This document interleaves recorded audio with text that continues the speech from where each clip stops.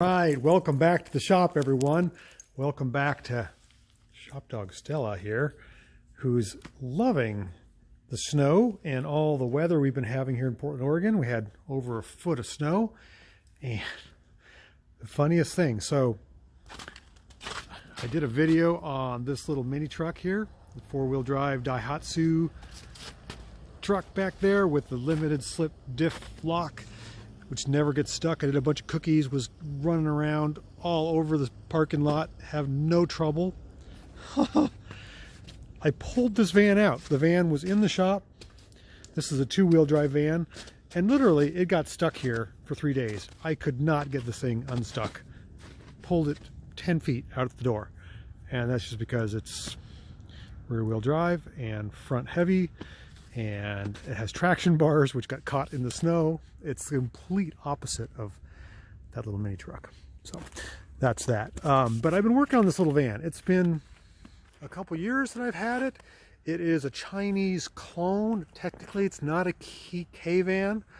It is 797 cc's, 4-cylinder, fuel injected with drum brakes and a 4-speed. It is the oddest thing that I've ever seen, and I love it because it's left-hand drive.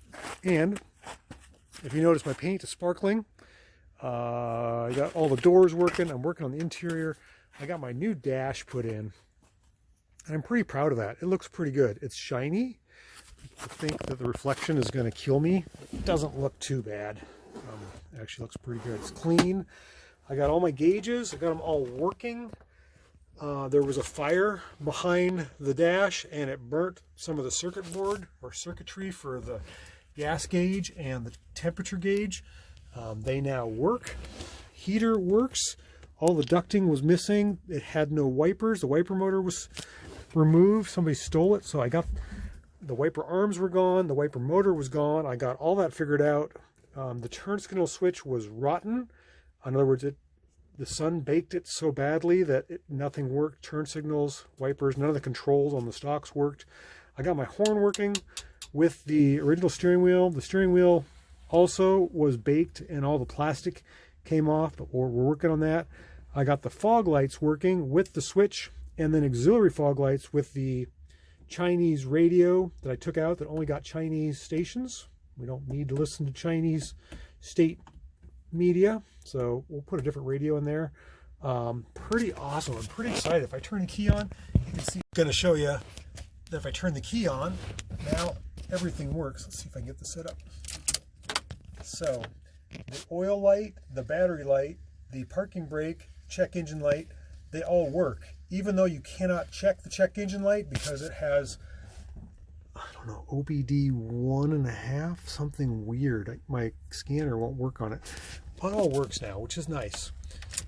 I want to put a new steering wheel on. I'll figure out a column cover, but the dash was a big part of putting this back together.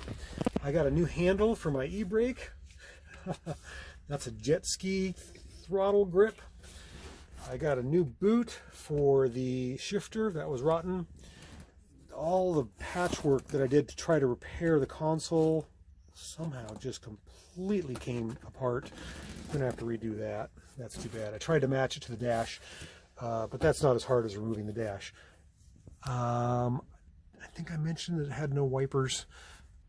Heater now works. I have defrost. I have heat and defrost, which I require for my daily driver winter beater. Now I got to work on the seats and the door panels.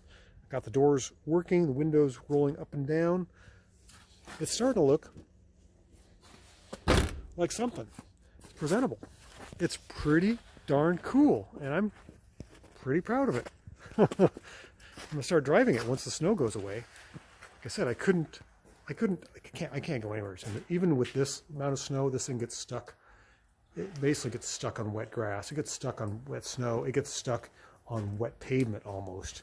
I've actually gotten stuck in my driveway because the traction bars dig into the curb.